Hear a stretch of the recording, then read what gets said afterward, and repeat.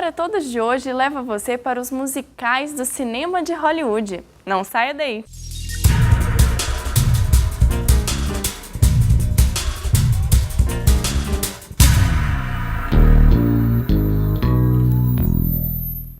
O teatro é visto como o pai dos musicais cinematográficos. Da Broadway, eles migraram para as telonas e conquistaram seu espaço na história com narrativas apoiadas em músicas coreografadas.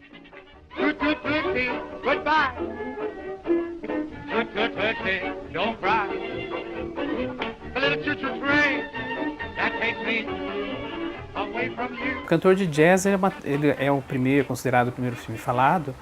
Ele é uma transição entre o cinema mudo e o cinema sonoro. Então ele tem partes mudas, né, partes de cinema mudo, partes de cinema falado. E ainda não é então um cinema sonoro completo, não é? Mas já é o primeiro passo para o cinema sonoro.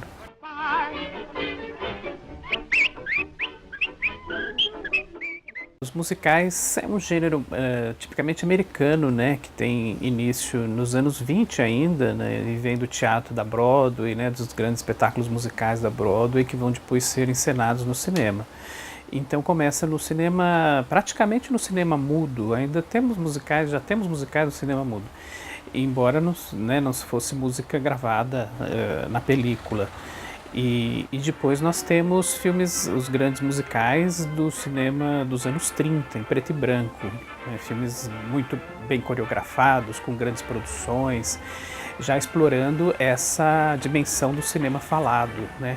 Eu acho que o primeiro boom do cinema musical vem com o cinema falado, né? no princípio dos anos 30.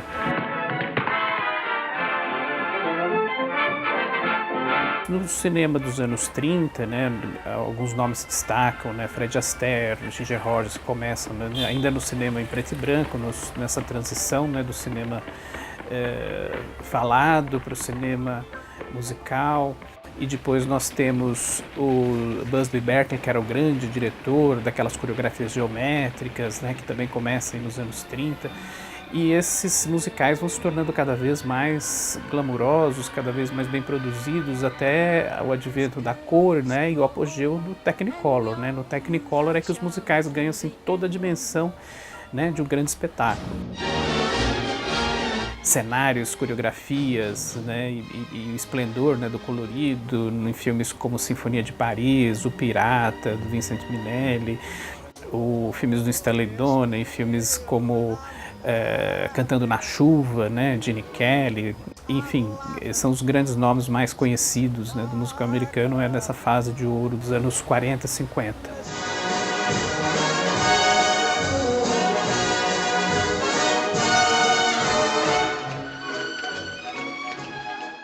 O gênero musical floresce principalmente nos Estados Unidos. É ali que se concentram estruturas de produção tipicamente industriais, a Broadway e Hollywood. Isso sem falar da indústria fonográfica.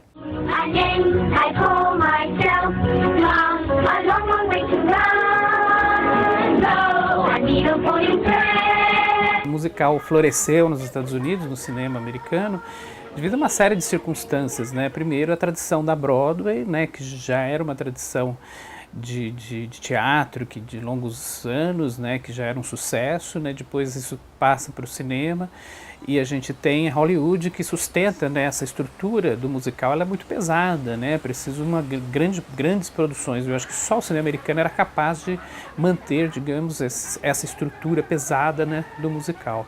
E é claro, toda uma série de talentos, né, que os atores americanos já têm essa escola, né, que vem do teatro, que aprendem a cantar, a dançar, a representar, e são atores completos, né?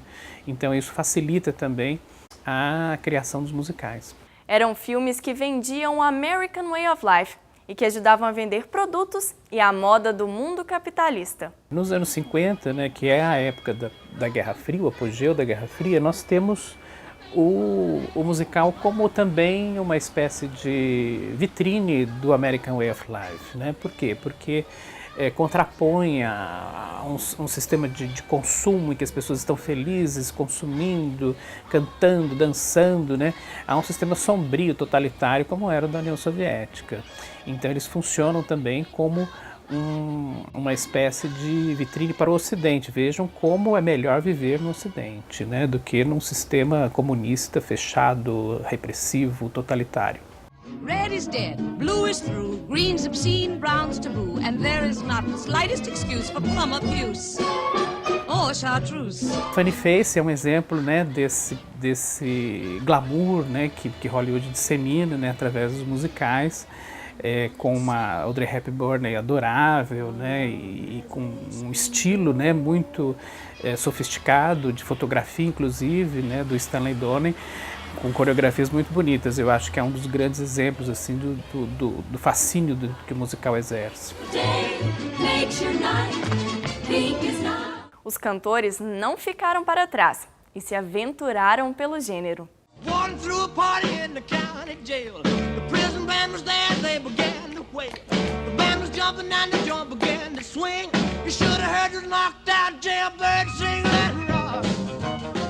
Nós temos também exemplos de musicais menores, mas que servem de veículos para os cantores que fazem sucesso também nos Estados Unidos e no mundo, né? Então a gente tem os filmes do Elvis Presley, do Jim Martin, né? Que eram cantores que faziam filmes onde eles sempre cantavam, né? Então há uma, digamos, integração entre a indústria do disco e a indústria do filme, né? Nesses filmes. São filmes menos bem produzidos que os grandes musicais, mas filmes que de certa, na sua época, fizeram um certo barulho, né? E foram usados também para a venda de discos, né?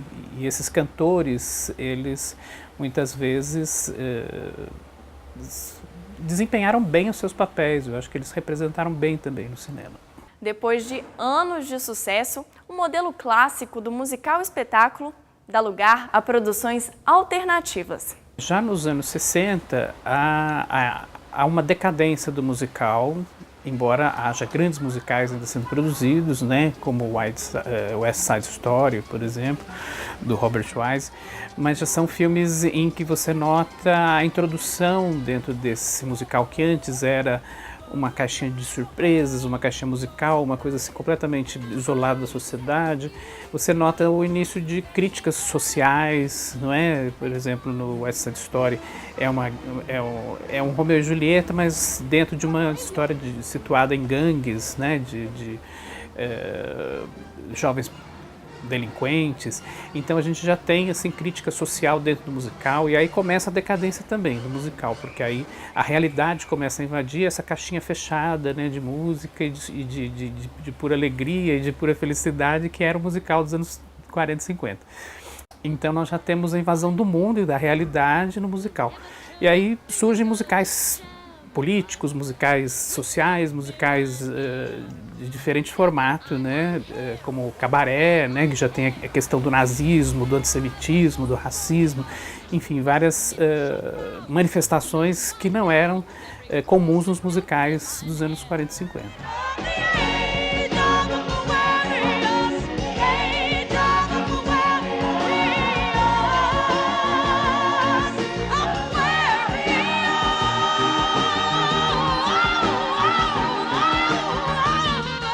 Tudo isso vem com a contracultura, né, no fim dos anos 60, né, com movimentos estudantis, de movimentos de direitos civis. Então começa essa revisão de Hollywood, revisão dos valores, né, que eram transmitidos naqueles filmes de Hollywood. Todo um cinema independente começa a surgir, e aí também a contracultura, né, se manifesta, e adotando algumas técnicas, né, do musical, por exemplo, no filme Horror Picture Show, né, que é um musical paródico e com uma série de manifestações da contracultura. I'm just a sweet transvestite from transsexual Transylvania.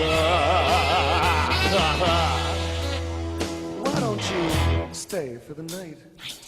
Or maybe a bite. Nos anos 70 começa o início mesmo da decadência do musical, ele praticamente se desintegra, e não há uma grande produção, uma produção em série, né, de musicais, às vezes apenas a produção de musicais esporádicos, né, como o Cabaré, como mais recentemente Chicago, Mamma Mia, né, filmes que surgem assim, tentando revitalizar o musical com uma série de inovações, mas que na verdade são isolados, assim, são manifestações isoladas. Como gênero, ele praticamente acabou como o faroeste.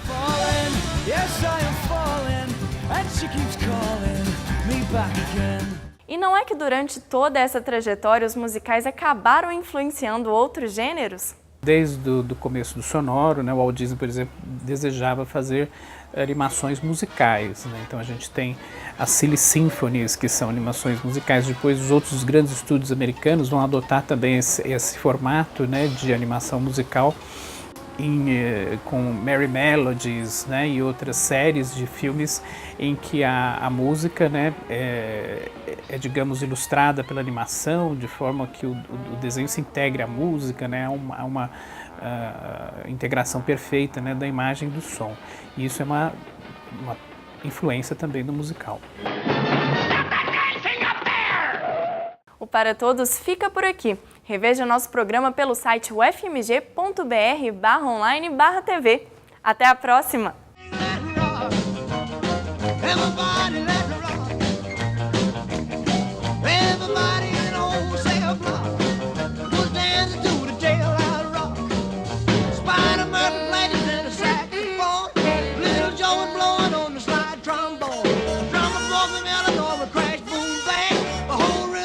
Was a purple